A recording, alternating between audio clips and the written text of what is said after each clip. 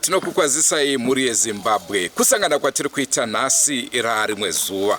Tadzoka zvakare nzvimbo yeMhondoro. Ndofunga munotondera tichikupai nhau yemurume akarova mukadzi wake nefoshoro akagozomutema nebhemba kuBumbe, nzvimbo inonzi Bumbe. Ndoko kaitika village 14 kuBumbe, ndoko kaitika izvozvo. Nhasi uno katiri kwaNeuso, chiitiko chakada kungofanana. KwaNeuso kana muchiri kutondera ndoko takakupai ambuya vaya vekudana madzibaba.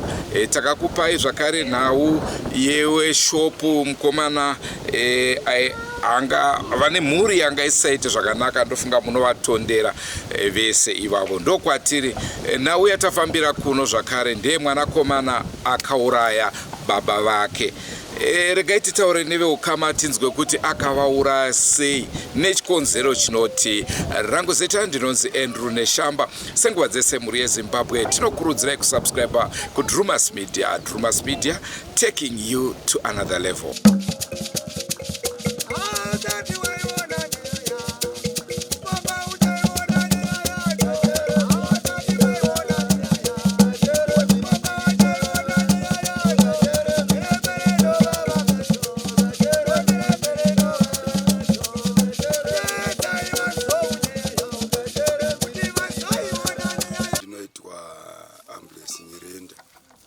Mwanakomana wemufi.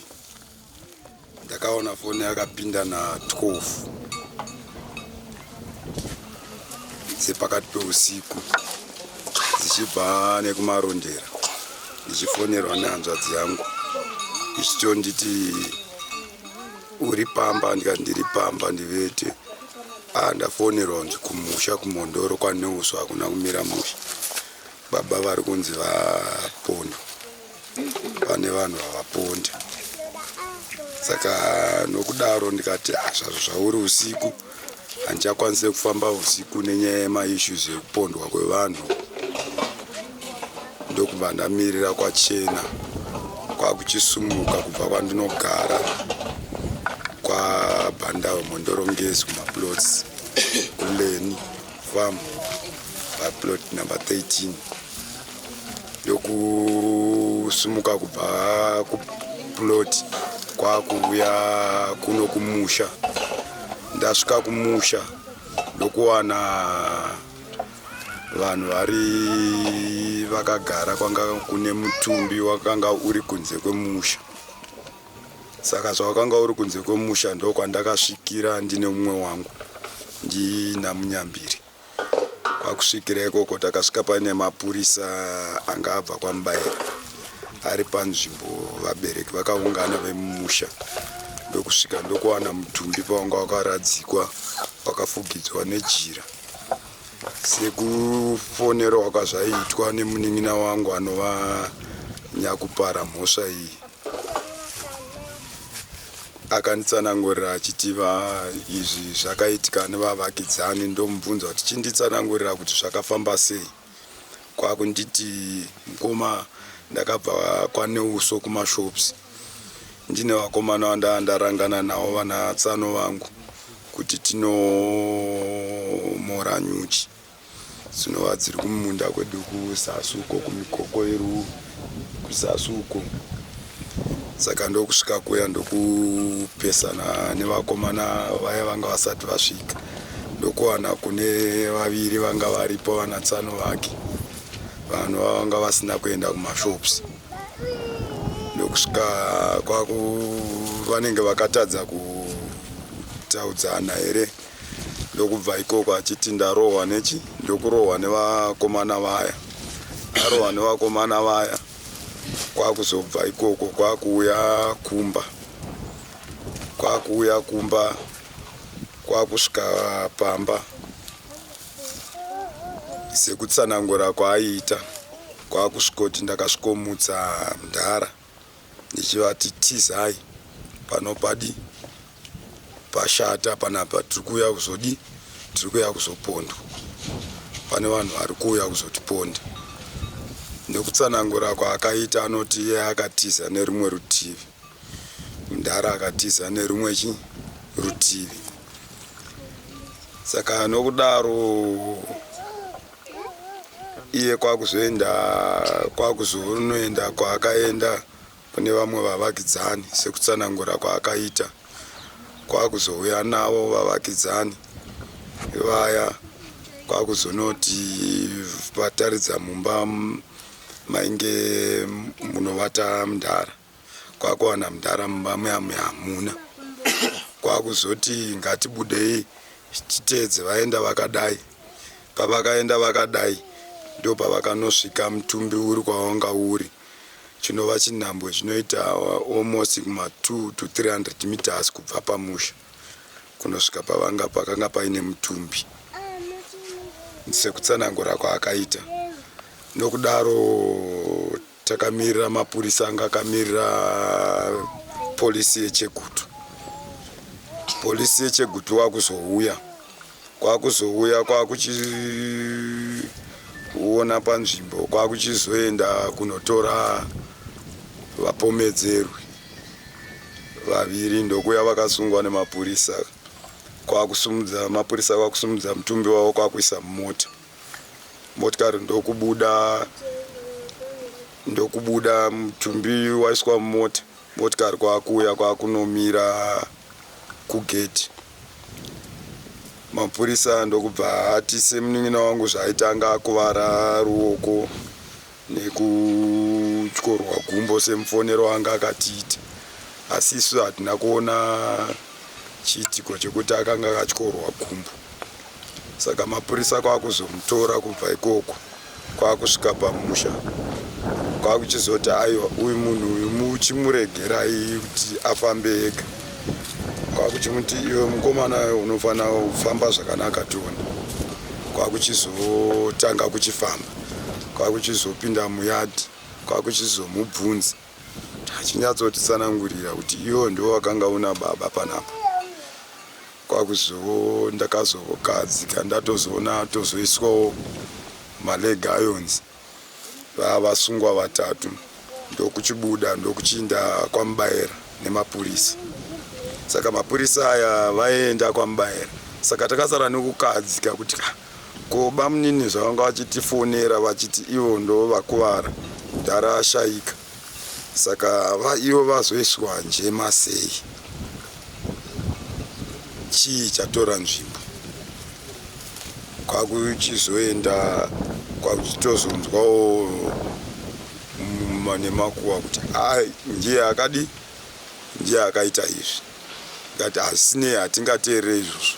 Vanhu vemutemo vakuita basa ravo ndo vatichanyatsowongorora tichinyatsonzwa kuti vanoti kudii tichiteerera maringe senyaya yanga mumaoko memapurisa. Zvadaro vakaenda navo kwaMubaira. Vapomedzerwa ava mapurisa vane kuferefeta kwavo sevanhu vanoziva basa ravo. Kwakuchizodzora vamwe vaya kuti imimi dzokerai, zvinova zvokuti iye ndiye akanga atsanangura kuti ava havana mhosva, inini ndakaita izvi. Kwakuchivatako ikoko mapurisa kwakuchizodzoka naye mune ramangwana rinova ranezuro. Nhasi rava zuva retatu. Kwakuchizouya vachiuya nemukomana vachipinda nemotikari yavo vachipaka vachitoti tadzoka nemukomana takuda kumbotadi achiita zvaakaita ndo yavanoti dhemo, achiita maitikira zvakaita. Kwakuchizoenda pamusuwo apo akati ndaona mukoma vari ndakaona baba vari pamusuwo. Akati kutsanangura kwaita kumapurisa sezvo vanhu vaitora statement paground. Kwakuchizoti ndakataudzana navo ndikapopotedzana navo ndikavadzingirira vakanopfuka waya. Vapfuka waya ndikateera mumashure ndokunovagarira. Ndasvika panzvimbo pavakanga pane mutumbi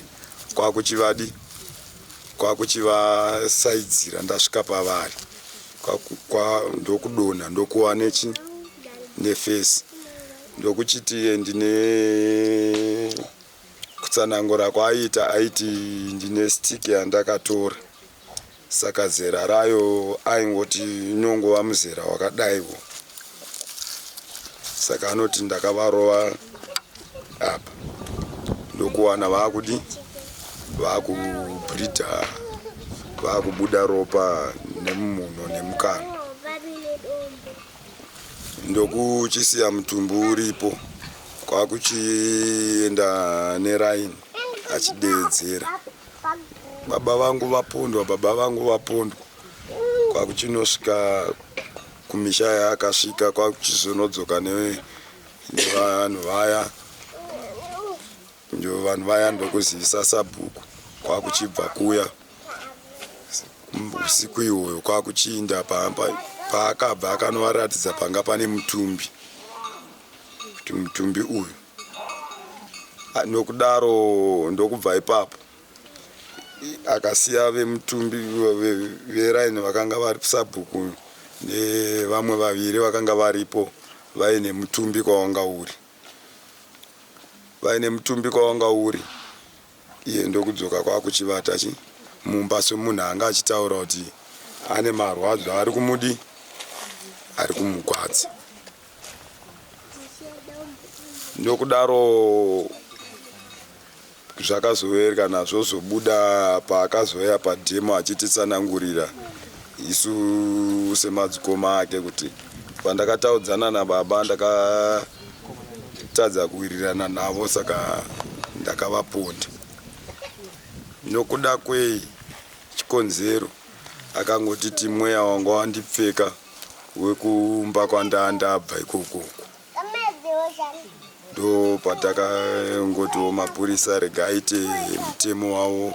Saka nokudaro mapurisa apedza akadzokera naye, saka patakatomirirawo postmortem yanzi inofanira kuve inoitwa nemandi.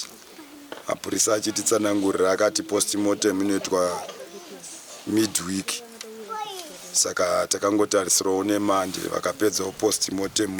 Postmortem inoitirwa kuHarare, takangomirirawo pakuti vakati vanotifonera tonosangana postmortem, then totora mutumbi wedu todzoka toya kuzoradzika. Asi chiitiko chikuti kachamadza, chikutoti shungurudza mupfungwa nendangariro kuti munhu anga ane 89 years baba vako ndodaro kuti wakazovadzingirira kubva pamusha kunosvika vanozonowanika vanopondwa ukoko. Saka zvikutishamisa pakuti oright, kana wakavati vatize vauye kumapulotsi kwandinogara kunova kwaBhandao kumhondorongezi. Saka zvakandinetsa kuti vanga vachamhanya usiku here semunhu anga akangopfeka joka shoti rekuvatisa nevhesi. Saka chizopindawo mumba, takaonawo mumba mune mabonja akangopfuurawo iro danda iro rakareba, patanga akareba kudai. Saka vanova pandakasvika pane mutumbi, ina handina kwanisa kuti neshungu dzandandinadzo handakwanisa kuti ndivhurire mutumbi, nokuti ndakasvika ndikangoona maunganiro anga akaita ropa pasi, kunova kunzvimbo kwanga kune mutumbi.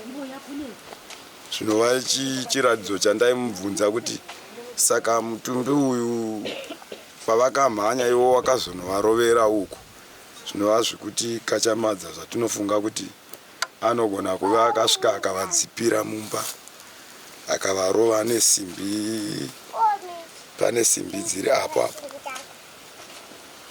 akavarova nechepano. Saka tiri kutadza kunzwisisa kuti zvokuti kana kutsanangura kwaakaita kumapurisa paakauya nawo achidemonstrate apa, anogona kunge akatonyepa. Anogona kuva akatonyepa nokuti rudzi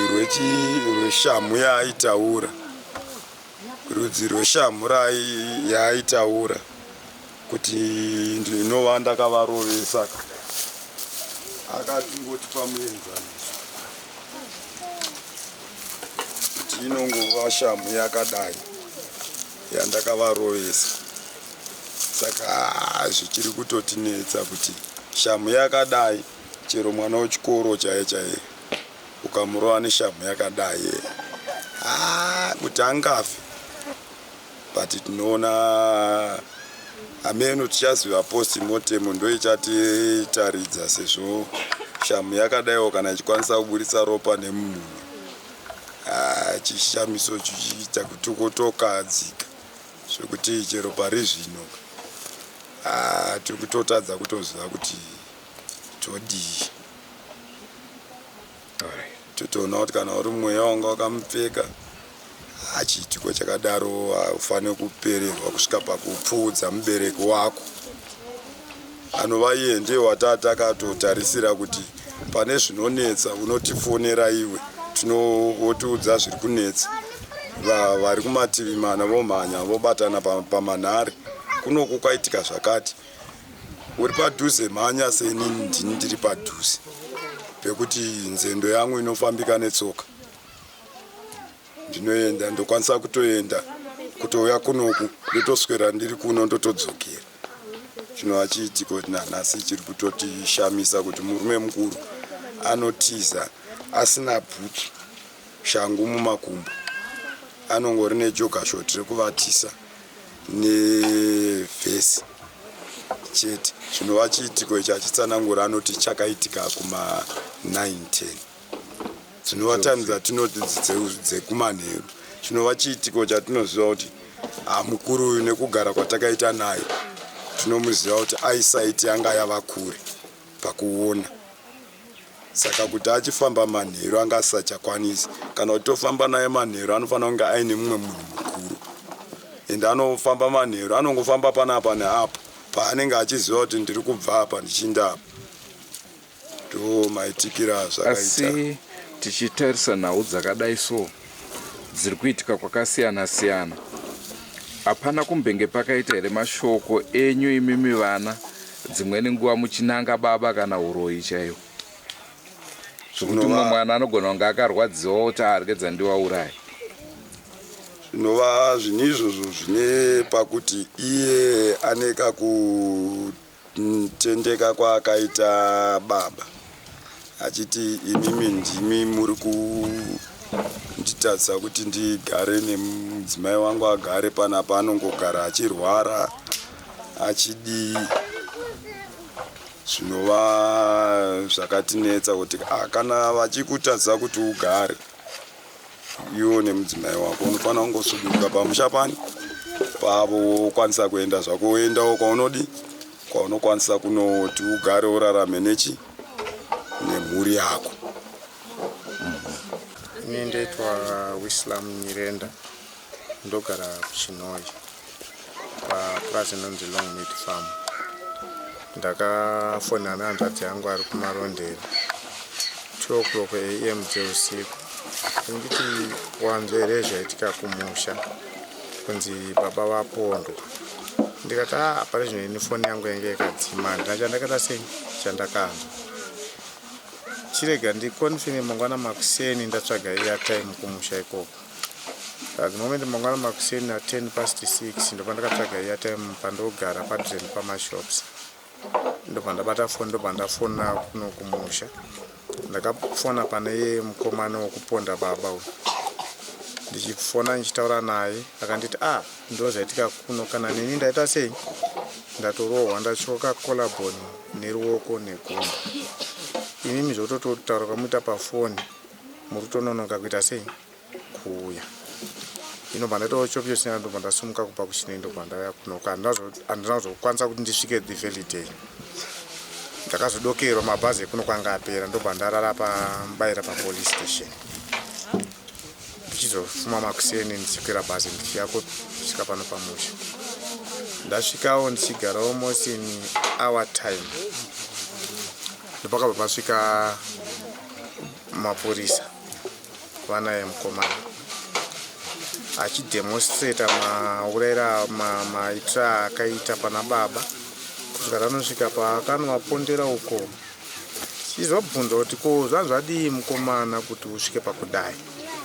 angoti hai mhepo dzakanzi ndibatawo fambai muzinjiremeke tikati mara zvisinazvo tichafamba but nokufambawo nekunzwawo nematauriro mamwe aiita ivo personally baba. Isusu sevana changa ri dambudziko rine pasi 2 to 3 years. Baba ita the same problem here, but sevana mwana anenge nino iye mwana anenge ino, but haukwanisi kudomawo mwana kuti iwewe hausiwe pano. Zvaitotiremerawo, zvaitodaiwo baba dai mai vanga vasina kufa sometimes ndovaikwanisa kuexplaina zvinhu izvozvo. Asi baba ina remember the past 2 years ndipanapo arwara. Pausa pamutora ndasvika mukomana nemukadzi wake panapa akati uyu mukomana akaramba ari pano uyu achandiuraya. But still isi sevana tese mwana iye mwana ini ndiri mwana, hapana munhu aikwanisa kupabata ipapo. Taingopasiwo pakati panhu paitiremera. In the way too chataitesa ne another side redu isusu ndiye munhu wacho nemukadzi wake vegara nababa. Inde ndiri kushinayo nyangu baba waito wakatorwa nevamwe vana vakanogara kana 2-3 weeks, vaitorwa nasisa vachiri kugara kumagrandel, vatora 2-3 days vaikuti zandoda kuenda kumba kwangu. Wanzi aiye kwaimimi muchanobata basa rei makura mamira kuti mungoja tichikuchengetai. Vanga vasingabvumi, vaingoti ngwadiki vadzoka kuno nemukomana wavo vachingokweshana vachidaro. Ndo zvinhu zvakatibatawo zvinhu zvakaita mukomana. Kusvika pakuperwa mumhuri medu takaberekwa isusu tisipo 10, 2 girls 8 boys. Mukomana umwe akashayikira kubhindura, umwe akashayikira mukomana akashayikira kubhindura, umwe akashayikira munotoni, umwe akashayikira muchekuta, asi takazomiga pano. Izvo zvitasara taa7, 5 boys 2 vasikana. Ndo chimiro chemofu maberekera akatiita.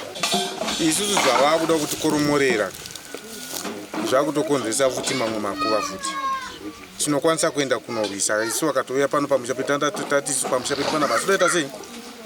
Asida kuvaona. Zvemashoko nawo isati kumara. Ndo vatokonzeresa izvozvo. Apa nambuya vacho ndo vakatoparticipata kutobetsera kuuraya baba. Waramba futi vachitipa mashoko.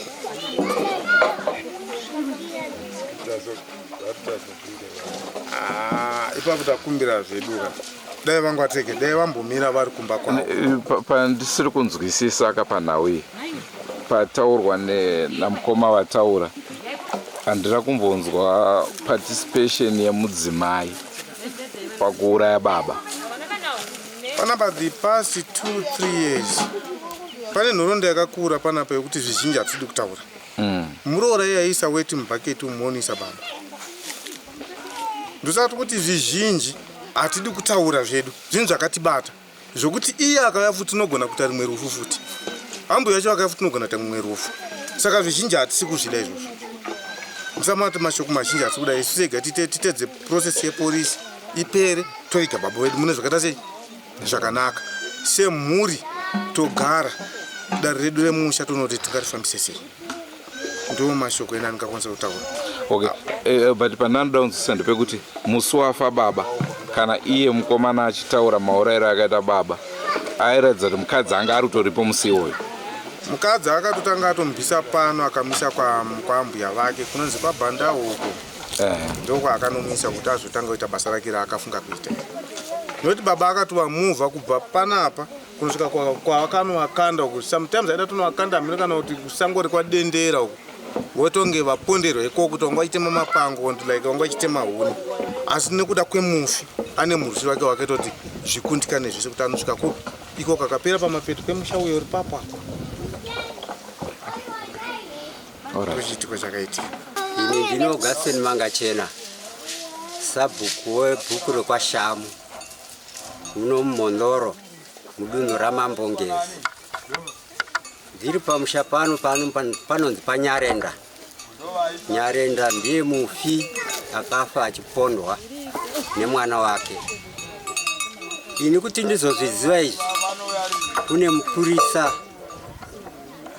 tinoti masibranji emisha ndiye akatanga kuziviswa naiye akaponda kuri kumakota 10 dzemanheru ndatorara ndo pandakachairwa foni nemusibranji uyai kuno kwanyarenda kune zvaitika vanyarenda vapondwa asi vakandwa kumukoto ndobva ndamuka ndikasvika pano pamba pavo pano paka pasina munhu ndobva ndati kokokoi ndobva akadayira ndiye nyakuponda ari umbamu ndobva ndabuda ndaenda kugedhi ndobva ndasangana nevamwe vacho vana Nyamande naJohn navakanyangama ndobva atevera kwatakatiri pagedhi apa ndobva ati regedzai ndinokuratidzai pana baba wangu vapondwa asi ndavafugidza bhurangeti ndobva tatevera ndobva tasvikapo ndobva atiratidza ndobva vakafugidzwa apa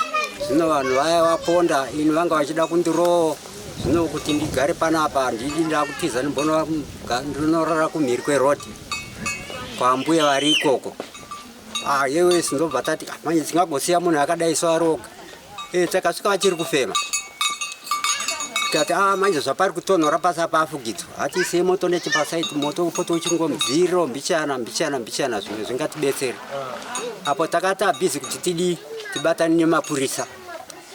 nemapurisa ekwaMubaira paka pasina communication ndobva ndazochaira muzukuru wangu uko kwaBhandawo anogara padhuze nemapurisa ekwaBhandawo uri usiku dzakadzaa kumatoro tichairiwo mapurisa ekwaBhandawo kuti zvimwe vangatibetsere kuno kwaitika tsaona yakatika pasabhuku makachena vashama uye akangochaiwa foni mapurisa hapana saka toita sei takaramba tingoedza veukama kuzoti tozobata musikana wekumarondera ndo chiitiko chaitika kuna asi tiri tigere ipapo vachiri kufema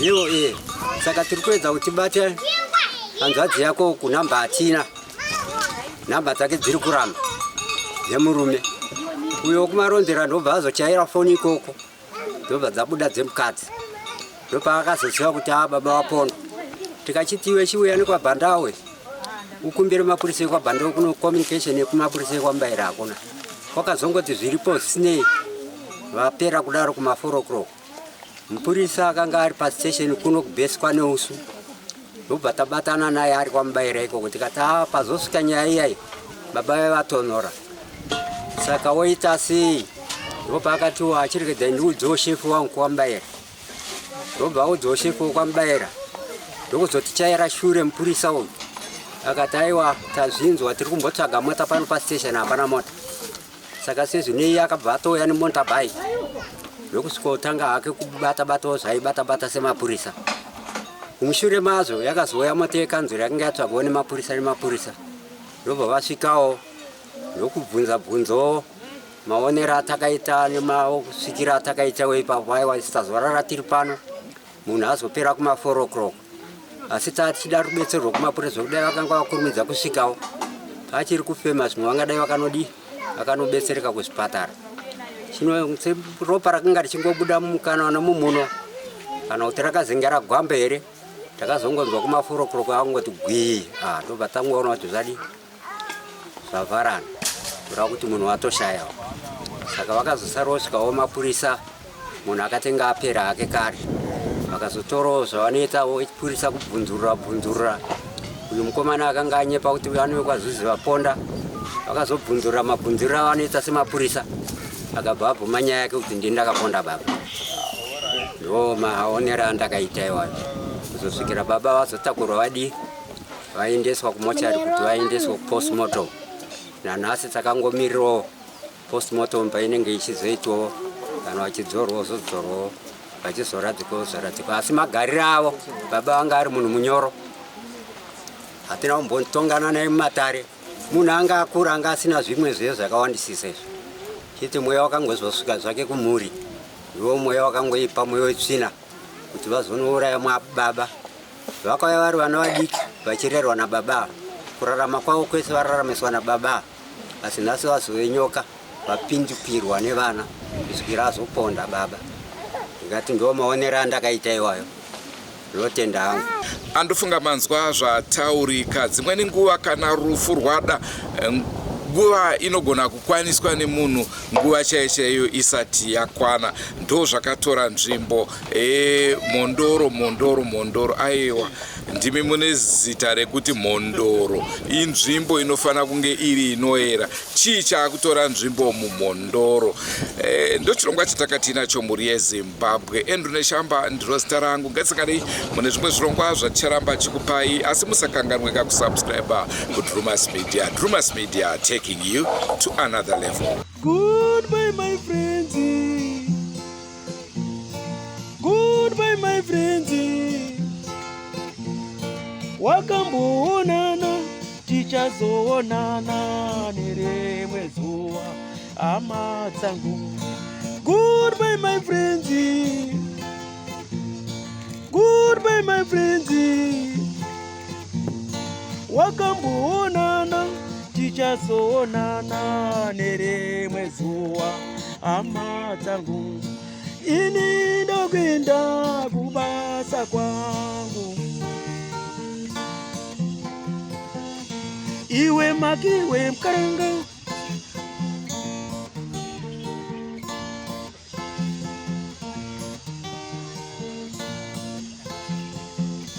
Iwe makiwe mkaranga. Iwe makiwe mkaranga.